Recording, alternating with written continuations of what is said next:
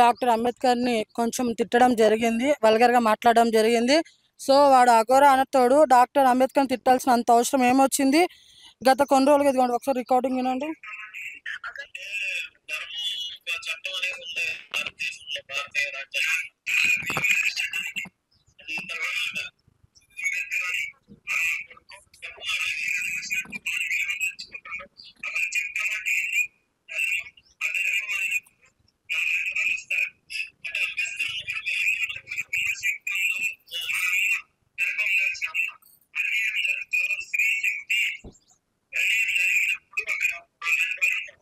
చూసారు కదండి, డాక్టర్ అంబేద్కర్ని నా కొడుకు అదని మాట్లాడుతున్నాడు.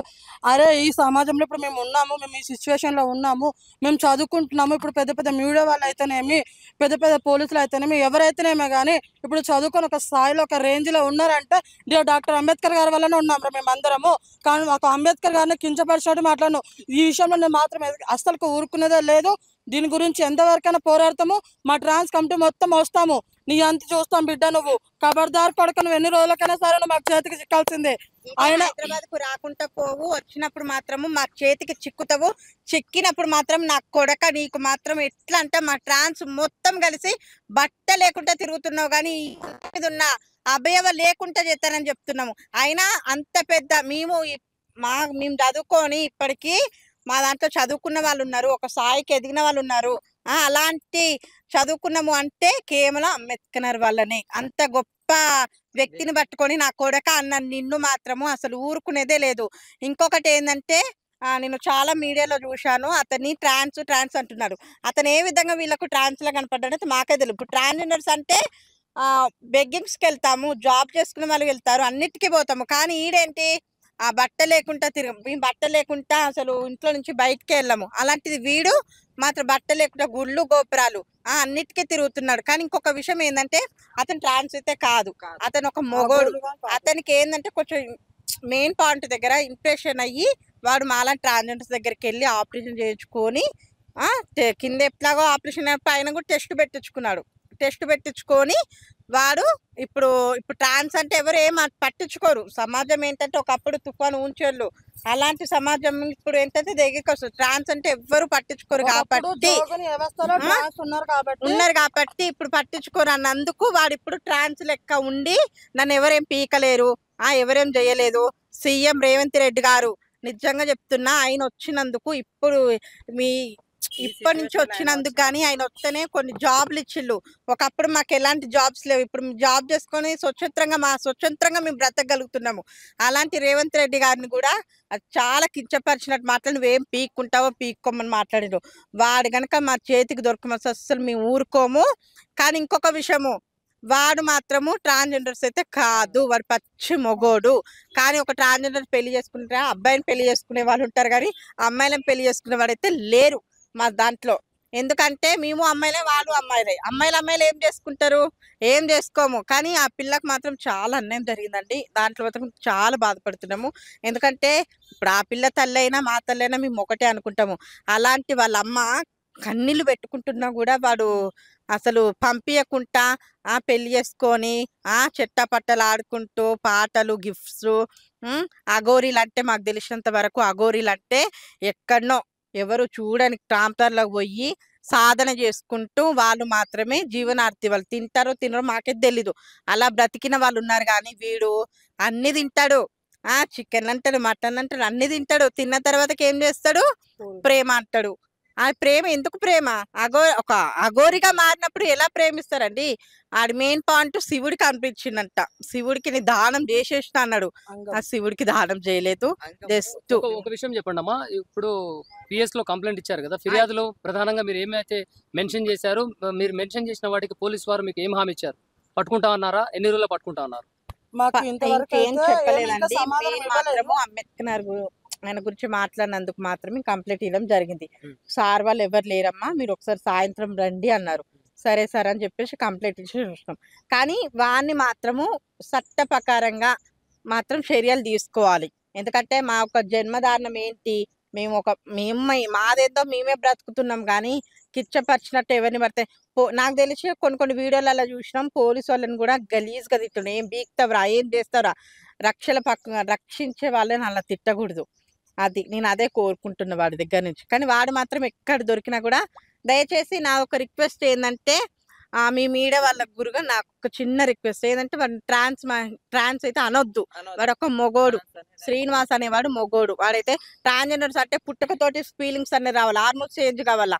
మేమేంటి మాకు 14 సంవత్సరాలు వచ్చినప్పటి నుంచి మేము మా నడక, మా మాట, మా విధానం అన్నీ మారినాయి. అలా మారినందుకు ట్రాన్స్ వాళ్ళని చూసి అయ్యో నాలాంటి వాళ్ళు అక్కడ ఉన్నారని చెప్పేసి వాళ్ళ దగ్గర పోతే మమ్మల్ని చేరదీసి మమ్మల్ని ఒక అమ్మలాగా గురు అన్న, తల్లి అన్న, తండ్రి అన్న, అన్న, తమ్ముడు అన్ని వాళ్ళే ఉంటారు. మేము దాంట్లోనే బ్రతుకుతాం కాబట్టి మా అమ్మ నాన్నని కూడా వదిలేసి వచ్చి మేము బ్రతుకుతున్నాము. అది ట్రాన్స్జెండర్స్ అంటే. కానీ వీళ్ళలాగా ఆపరేషన్ అయినాక ఎక్కడ ఆపరేషన్ చేయించుకున్నారంటే వాళ్ళు ట్రాన్స్ వాళ్ళు కూడా మాట్లాడిల్లు 41 రోజు మాత్రమే ఉన్నాడంట వాళ్ళ దగ్గర కూడా. మరి అధికంగా వాడికి నోటికి అద్దు అతుపు ఏది లేదు. అసలు వాడికి ఎవరి పేరు ఎత్తితే ఆ నోటికి ఏ పేరు ఎత్తే ఆ పేరు పలకడము, మాట్లాడడము, మంత్రాలు చేస్తా, శుద్ర పూజలు చేస్తా. శుద్ర పూజలకు చింతకాయలు ఎప్పుడు రాలవు, శుద్ర మంత్రాలు అనేవి ఎక్కడ లేవు నాకు తెలిసినంత వరకు అయితే. ఒక విషయం చెప్పండి, శ్రీవర్షిని ఏలూరు శ్రీనివాస్ వీళ్ళిద్దరు కూడా మేము తెలుగు ఉమ్మడి రాష్ట్రాలకు మేము రాము, అసలు రాము, మమ్మల్ని వదిలిపెట్టండి అంటారు. ట్రాన్స్జెండర్లకు భయపడరా, జోగినీలకు భయపడరా? ట్రాన్స్జెండర్స్ కి భయపడ్డారా, జోగినీలకు భయపడ్డారా అంటే ఒక మాట అన్నా. ఒకటి, మేము ఇప్పుడు ఒకప్పుడు వాడు ఫస్ట్ స్టార్టింగ్ లో వచ్చినప్పుడైతే శివశక్తులు కానీ ఏ ట్రాన్స్జెండర్స్ కానీ ఎవరు పట్టించుకోలేదు. వాడు ఎప్పుడైతే మా అంగభగ్నం ఏదైతే మెయిన్ పాయింట్ ఉన్నదో దాంట్లోకి మేము దాంట్లోకి ఏం పోదు, ఖాళీ సుత్ర పోవడానికే పనికొస్తది అని చెప్పేసి సోషల్ మీడియా గురించి గలీజ్ గా మాట్లాడి మీకు ట్రాన్స్జెండర్స్ కు యూరిన్ పోవడానికే ఉంటది అనేసి అన్నాడు.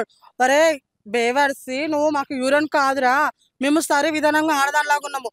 ఇంకోటి ఏమన్నాడంటే మీ మీడియా వాళ్ళని యాంకర్ ఒక మాట అన్నాడు, మీరు కానీ చాలా అందంగా ఉన్నారు అని.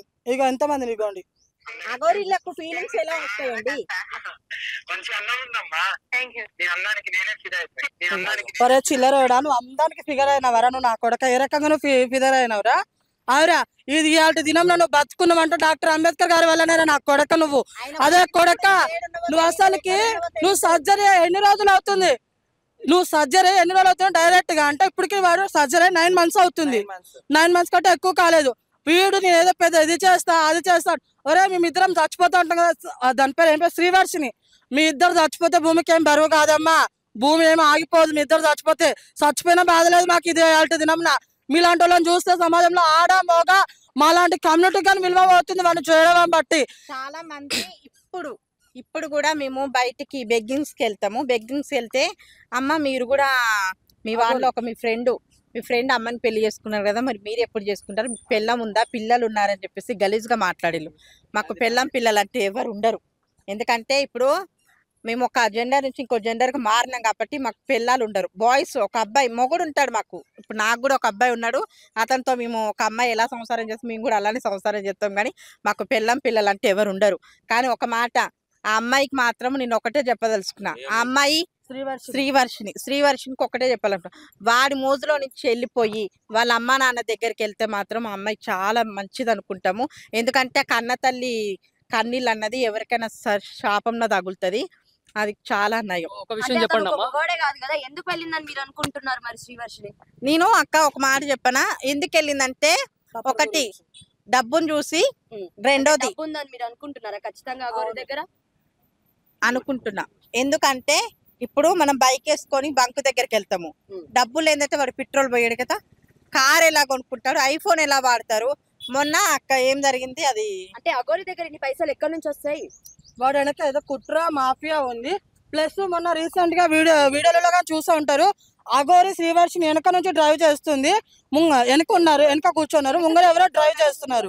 కానీ దీన్ని ఎవరో చేస్తున్నారు కాబట్టి, దీని వెనక ఉన్నారు కాబట్టి. మరి ఇంకొక వీడియోలో ఏమని చెప్తున్నాడంటే, నాకు బాయ్స్ అంటే పడదు, నాకు బాయ్స్ అంటే అలర్జీ అన్నాడు. అదే శ్రీవర్షిని అన్న మీద నువ్వు ఎలా పడుకున్నావని నేను నిందిస్తున్నా ఈ రోజున. అరే చిల్లర నాకు కొడక, నువ్వు బాయ్స్ పడదన్నావు, అమ్మాయిలు పడదన్నావు, మరి అదే అమ్మాయిల చుట్టూ తిరుగుతున్నావు, అదే బాయ్స్ చుట్టూ తిరుగుతున్నావు. ఇలాంటివి ఇంకా ఎన్ని చేయాలనుకుంటున్నావు నువ్వు గౌరవంలో? చచ్చిపోతావు ఎవరెవరిని బెదిరిస్తావు?